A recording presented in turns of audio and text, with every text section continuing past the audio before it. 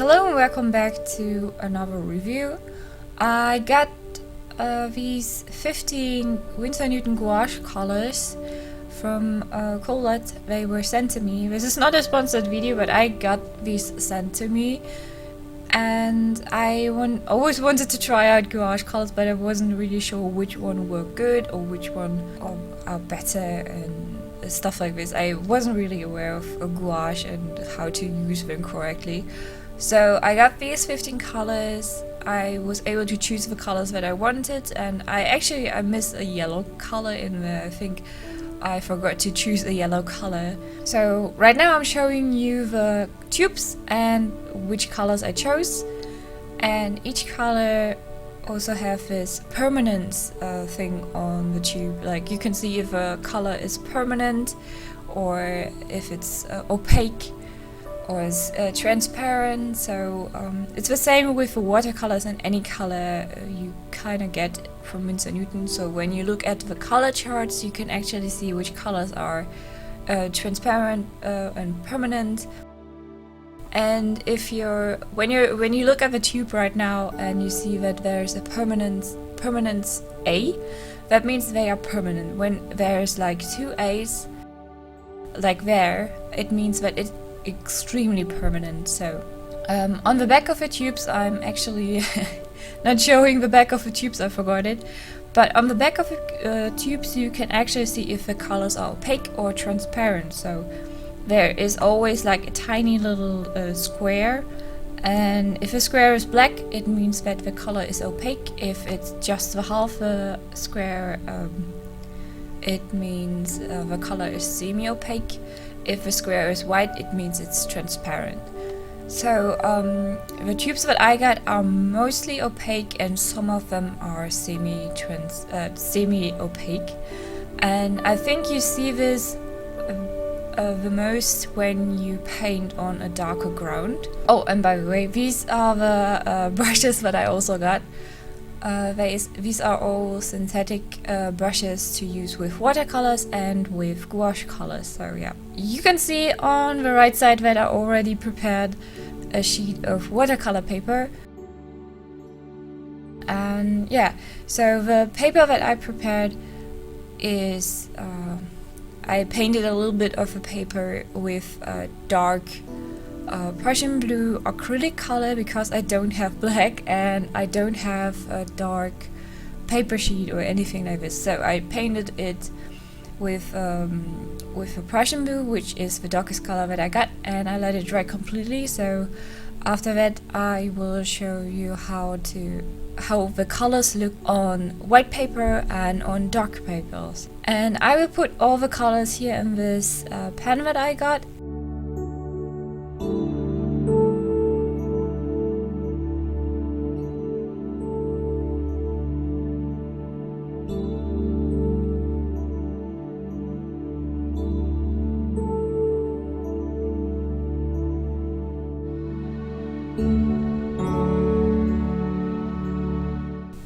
Okay, so now that I prepared the colors in the pens, I am going to show you how each color looks on a white sheet of paper first. I didn't paint the white one because obviously it doesn't really matter on white paint on a white background. I think it's more important to show you the white color on the dark piece that I painted with acrylic later on.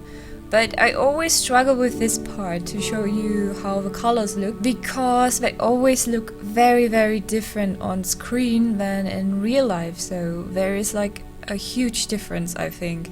Or not really a huge difference, but there is like a difference. And I struggle a lot when I'm editing the video to make it look more like the colors look to me in real life. I already ordered some better lighting, but I still have to wait until it gets here. And I hope that in future reviews I can use that to make something like this even better and make it look more real, more like the real colors. Especially when it comes to the opera rose and the opera pink colors. It's funny that they actually look in the tubes, not in the tubes, in the pen they look more like what I actually painted in real life. So yeah, you will see the difference right now in a moment.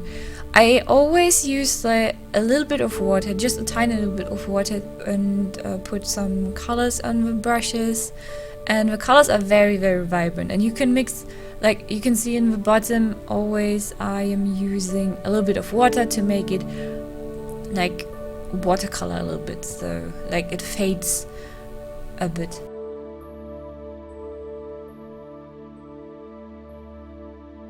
So now you can see what I'm struggling with, because when you compare the color that you're looking at in the pen and the color that I'm painting, it looks so different. Like, it's not that it looks so cold actually, even though the painting is already very warm. I wanted to try to give it a more warmer light, and it still looks, the color looks very, very cold, like almost that there is something purple in it. But in real life, it doesn't look like it. It actually looks like the colors in the pen. Like, it's actually more the opera rose and the opera pink colors. And the ones that when I'm painting them on the sheet, they look like identical. That's the thing. These two colors actually, like the opera pink is really pink, and the opera rose is more like a pinkish magenta tone, similar to the. If you have that color, similar to the opera rose from the Walter Newton watercolors. So if you have that watercolor, these both colors look like a mix of that color. Okay, so I will speed this up now, and then I will show you the colors on the dark part of the paper.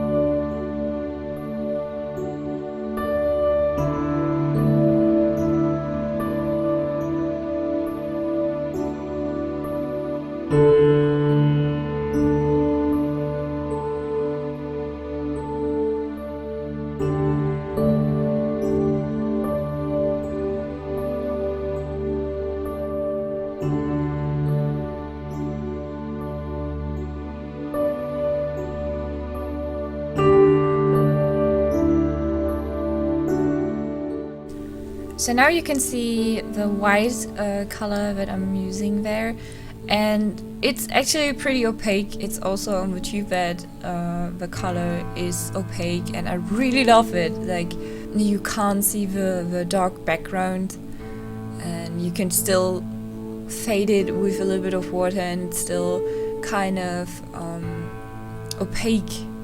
I mean, not too opaque because of the water, but you can make it fade better so that it looks like the colors actually on the dark background. And the same thing with the next colors, and there are a few colors like the two opera rose and the opera pink color. These are actually semi-transparent, so that means that they are not as opaque as, for example, these two colors. They are not as vibrant on a dark background. So, and now you can see the opera rose and the opera pink color, and what I mean with semi-opaque. So the dark color still shows up, and the colors are not as vibrant and not as not as opaque like the white color, for example. It's actually sad that they aren't, but it's okay. So yeah, I will speed this up again, and you can see which colors are good to work on the dark background.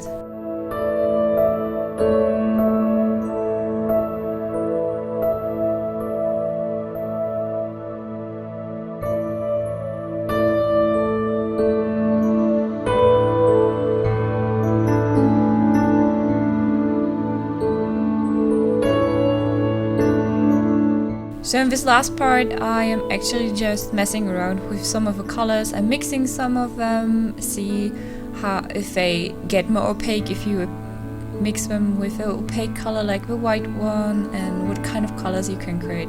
This is just something random. So after that, I actually painted two different like sketches, some sort of. I didn't take too much time to do these, so these are just two female sketches with a very different style from what I'm used to do. So I hope you enjoyed this review, and I hope you enjoyed the sketches or the two little paintings. And yeah, I wish you all also still a happy new year. It's still January, I guess. And I hope to see you in the next video. Bye!